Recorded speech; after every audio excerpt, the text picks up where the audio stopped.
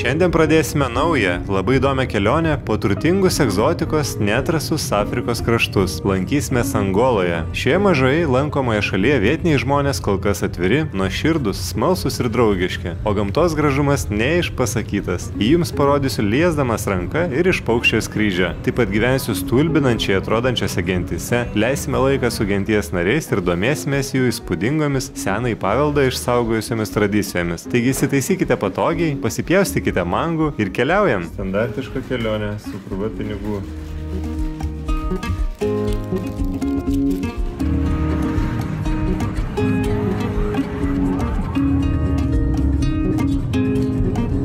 Atvairuoju pats automobilį, pakankamai įdomu. Pasižiūrėkit, kokių vaizdelių yra. Žaidži kaip kliučių ruožą važiuok, nes žmonės landžia visur gatvėje, tai pakankamai sunku. Dėl to geriau vakariai nevažinėti. Prieš keletą metų, pradedant išduoti supaprastintas vizas atvykėliams į Angolą, nusprendžiau ir aš atskristi paieškoti naujų potyrių. Skaičiuojant, kiek turistų tenka vienam gyventojui, Angola yra trečia nuo galo pasaulyje. Lietuva kiekvienais metais gauna 10 kartų daugiau turistų, kurie daugiau nei 90 kartų viršija įplaukas į biudžetą. Taigi apdėjom. Mūsų turizmo departamentas geriau dirba nei didžiosios Angolas. Aišku, jeigu mes pompuotumėm tiek naftos, tai irgi klausimas, ar dar ko nors besidomėtumėme. Nepaisant to, kad išpompuoti pinigai nugula į korumpuotų kišenės. Na, bet apie tai vėliau. Trumpai drūtai, turizmo tokioje didelėje šalyje kol kas nėra. Išvažiavau iš Landos, dabar važiuoju link Kalandula krioklių. Kelias iš tikrųjų labai gražus, tokiais kaip kloniais eina, bet visur labai žalia.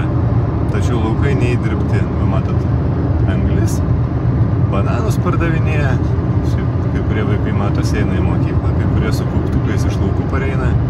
Tai dalis dirba, dalis nedirba.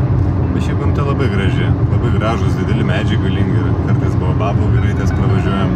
Kelias pakankamai geras, būna duobių, bet iš toli matosi, tai gali apsukti. Dėl to geriau patamsiai nevažiuoti, nes tikrai įtaikysi ir pramuši padangą. Bet visumoje vairuoti dabar lengva jau. Nebesmirda nuo sunkia svorį priekį važiuojančių, žmonės nebelenda aparatais. Sustojau vaisių nusipirkti, bet iš karto 100 vaikų subėgo. Na, matot, visi nori pardavimą padaryti. Pažiūrėkit, kas čia darosi. Čia turbūt daugiausiai pardavėjų šalia kelio, kiek esu matęs. Visa eilė. Bananai, avokadai, marakujas, baklažanai, apelsinai. Ir viskas šviežia, viskas iš aplinkinių regionų.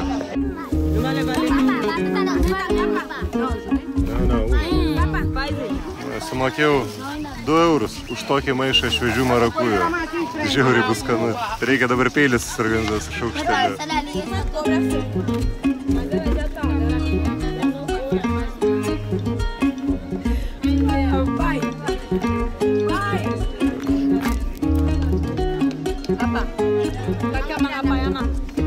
Tai vyksta prekyba. Sustoja kažkas, su kareiviai, per daug nefilmuosiu. Ir visi pribėga, kas labai nori pardavimą padaryti. Matot, iš kas sueina visi pardavėjai. Šiaip kiti žmonės turbūt pasimeta netgi, nes pakankamai sudėtinga bendrauti, kai aplink tave 20 pardavėjų, visi šaukia, rėkia.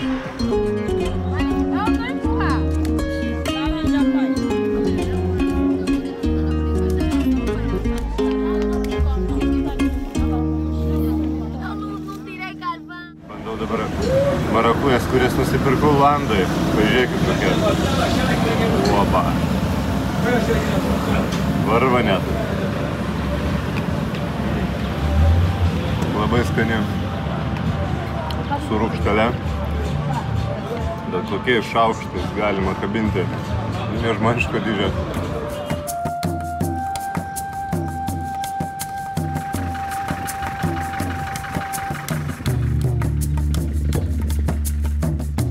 Sprendžiau važiuoti traukiniu iki krioklių ir nuomotis automobilį.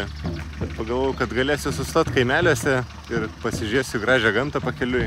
Ir matote, kokia nuostabi. Baobabų giraitės visur pro šalį važiuojant.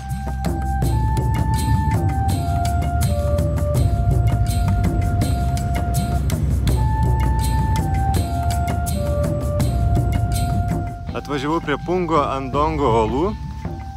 Vietinių gyventojų čia mažai.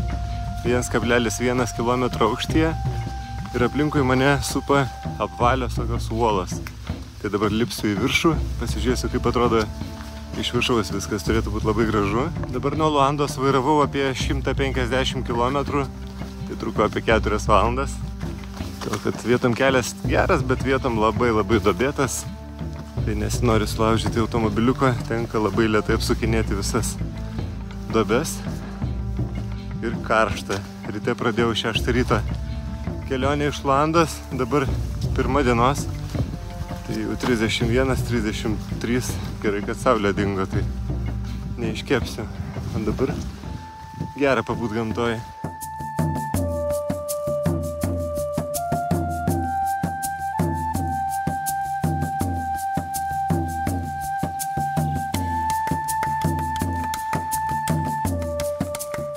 Na, beveik užlipau iki viršaus, bet vaizdai tai pasakiški. O viršūnėje turbūt iš viso bus labai gražu.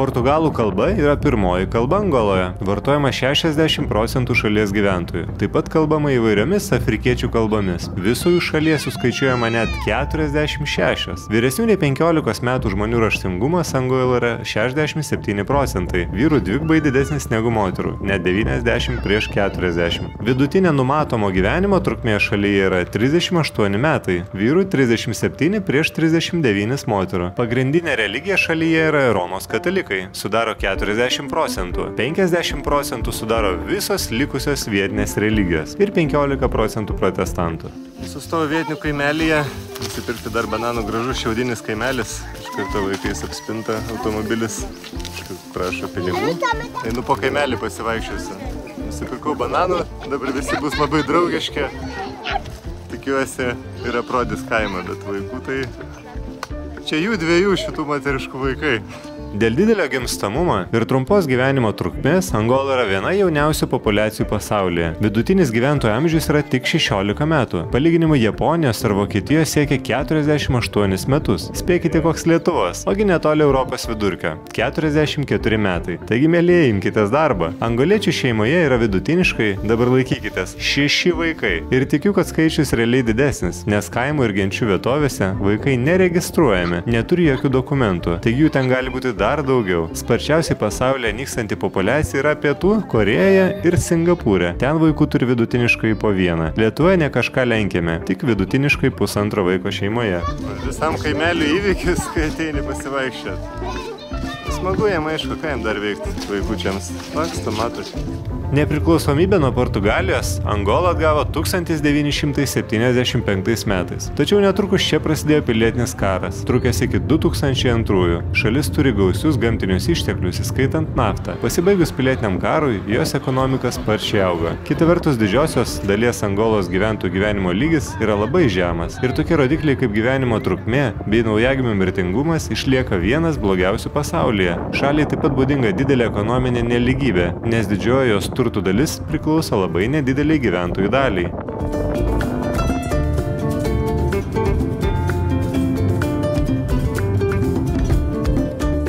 Atvykau labai gražią vietą. Viešbutis matote ne koks, bet iš šios terasos štai kas matosi. Tai tikras grožis. Kalendula kriokliai yra antri didžiausi kriokliai Afrikoje. Jų aukštis siekia net 100 metrų, o plotis 400. Baigiant pasakojimą apie gausią Angolos populiaciją, pridursiu, kad tie, kas sako, jog arabų ar azijiečių populiacija sparčiausiai didėja pasaulyje, nėra teisūs. Jie vidutiniškai šeimose turi tik apie 2 vaikus, o Afrikoje vidutiniškai gimsta net 5-6 vaikai. Realiai, kuo šalis labiau atsilikus ir neišsilavinusi, tuo vaikų gimdama daugiau. Kuo šalis įklimpusi giliau kapitalizme, tuo žmonės darosi savanaudiškesni ir nenori susilaukti vaikų. Pervažiavau į kitą pusę krioklių. Iš arčiau galima pajausti visą vandens galę ir leisiuosi dabar žemyn. Ta keliu ir už krioklio. Teks truputėlį sušlapti. Vietiniai vaikinukai rodo kelią dabar. Susimokėsiu $2. Tai parodys, kaip nusileisti žemyn prie krioklių. Radau vieną kalbantį angliškai, tai dar papasakoja apie gyvenimą savo kaime.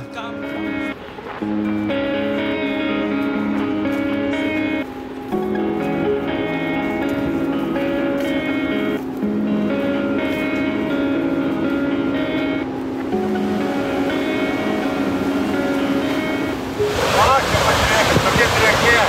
Labai faina, kai lauke karšta, čia taip drėgna, paskui puikiai. Einam toliau, konkrečiau.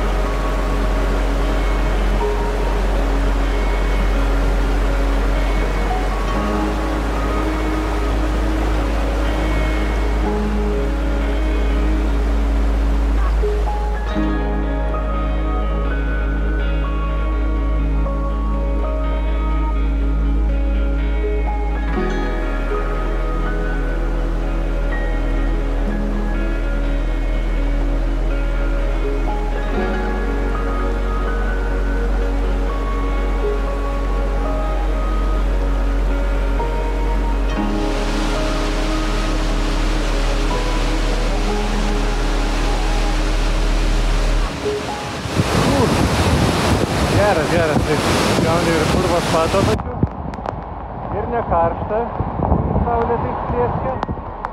Čia vien pliusai yra, keliaujant link krioklio pėsčiom, gauni ir kojų spa, ir atsigaivini tokią karštą dieną ir dar labai smagu.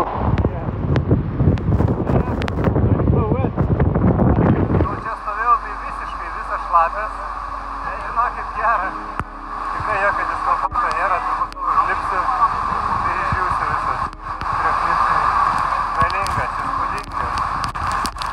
Gera pasitikti šitą vasaros dieną. Ačiū vaikinukams, kurie mane atvedė čia. Kaip gera bebūtų, bet reikia keliauti atgal.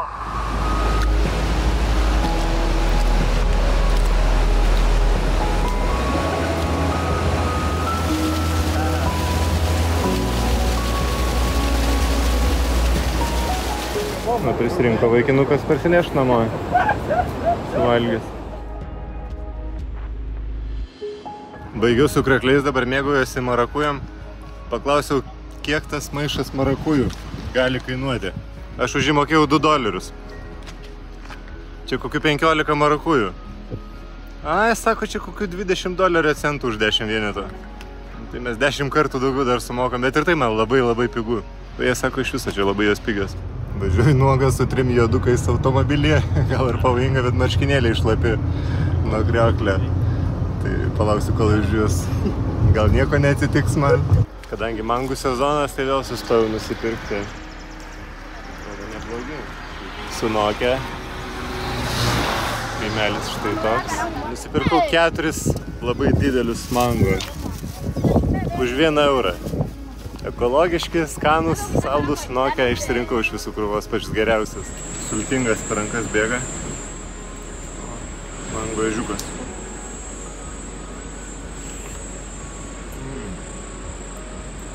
Koks saldus, skanus, sultingas.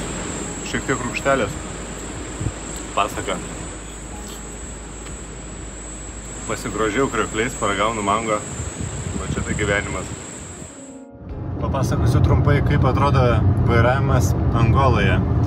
Tai iš tikrųjų gal buvo kiek baugoka, kai išvažiuodinėjau iš Landos, buvo labai daug žmonių, kaip ir atrodo lenda visi po ratais. Bet po to įpranti, kai išvažiuoju iš miesto, tai kelias pakankamai geras, gal 80–90% kelių yra gerų. Likusi su duobėm, tai reikia važiuoti lėtai, pažiūrėdinėti. Čia blogas kelias jau. Tiesiog išmuštos labai gilios duobės ir baisu nesulaužyti važiuoklę. Geriau naktį nevažinėti, nes nesimato nei duobių, nei žmonių, nei ožkų, kurių čia yra labai daug. Visumoje yra saugu vairuoti, įdomu pravažiuoti pro šalia gatvės esančius kaimelius, sustoti, nusipirkti vaisių. Kuomet važiuoju su autobusu arba su kitu transportu ir nesustoju, tai daug netenki, o dabar galima pajausti, pabendrauti su žmonėm. Kuomet važiuoju, vaikai šalikelėse pamojuoja, tai irgi smagu. Bendrai visumoje nuomotis automobilį verta. Jeigu nebijote vairuoti, per daug čia niekur nesiskiria nuo kitų šalių.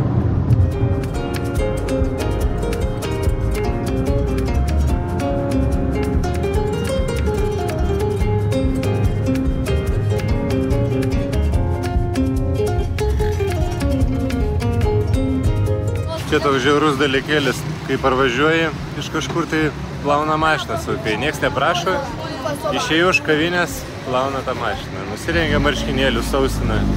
Nežinau, nesmagu, vis tiek reikės duoti dabar pinigų už tai, bet nefaina šį.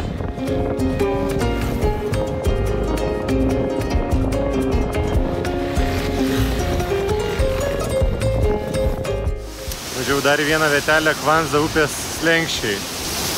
Matote, kiek akmenų.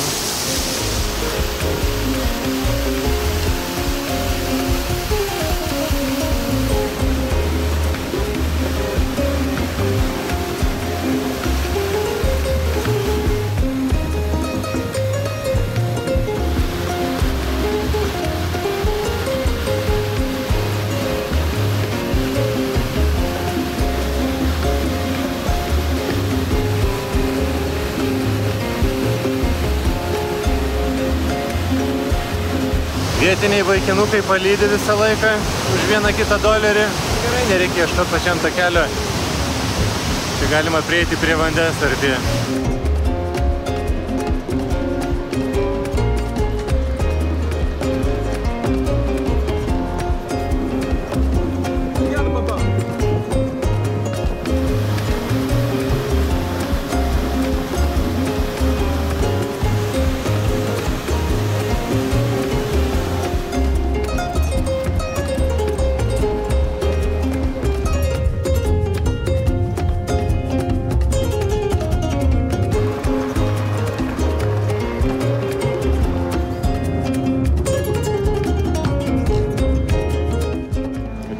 Kavinukė, kur bufetas, galite pasižiūrėti, ką valgau.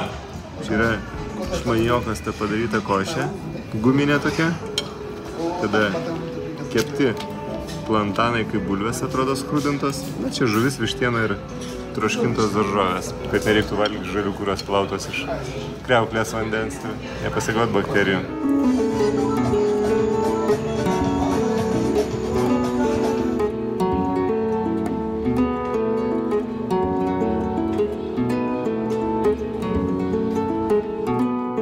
Atvažiavau į degalinę užsipilti kūrą. Kūras pigus. Vėl nuomojasi automobilį. Užsipiliau kūrą, jis kainuoja 28 euro centus už litrą. Turbūt vienas pigiausių degalų pasaulyje, kiek esu užsipilęs.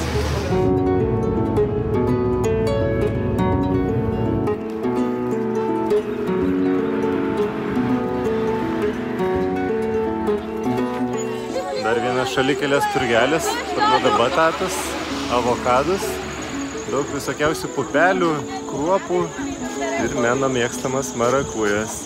Angolos turtingas žemės ūkio sektorius yra pagrindinis pragyvenimo šaltinis daugumai šalies gyventojų. Pagrindiniai žemės ūkiai auginami produktai yra kava ir cukranendrės. Auginami kukurūzai, sizalis, medvilnė, tabakas, bananai. Šaliai svarbi žvejybos pramonė, auginami galvijai, avis, ožkos, kiaulės. Angola turi turtingus mineralinius išteklius, naftą, dauguma jos yra prie Angolos krantų. Yra pelningiausias produktas, teikia 50% šalies BVP ir 90% šalies eksporto. Deimantų Diamantų kasyba taip pat yra svarbi ekonomikos šaka. Išgaunamos gamtinės dujos, šalis turi geležies rūdas, fosfatų, vario, aukso, boksitų, urano išteklių. Šalyje yra metalų, žuvies, mėsos apdirbimo, cemento, tabako, tekstilės pramonės gamybos. Taigi valdant šalį protingai, jį galėtų lenkti daugelį pasaulio šalių. Bet dėja, korupcija įsivešėjusi, gyventojai neragauja mokslą, nes tokią populiaciją lengviau suvaldyti negu išsimokslinusią.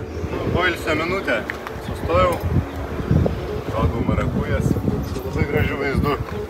Į kalnų džiunglės. Faina egzotika tokia. Labai skanios marakujas. Saldžios. Tai gal šiek tiek triukšminga nuo sunkvežimių pravažiuojančių. Tai labai gera pavėsija. Stojau kaimelį, dar vieną vaisiaus nusipirksiu, tai papajų matau. Šviežių ir labai daug auga čia aplinkui. Kabo visur, dar bananai matot kabo. Nusipirkau 3 papajas. Viena papaja kainuoja 20 euro centų. Ir šviežios, minkštos, paspaudinėjau. Dar vieną ir dovanų gavau. Dar pasikvietė į savo kiemelį aprodyti. Apžiūrėsim. Didžiuliai akmenys pas jį. Žiūrėkit, kiek papajų.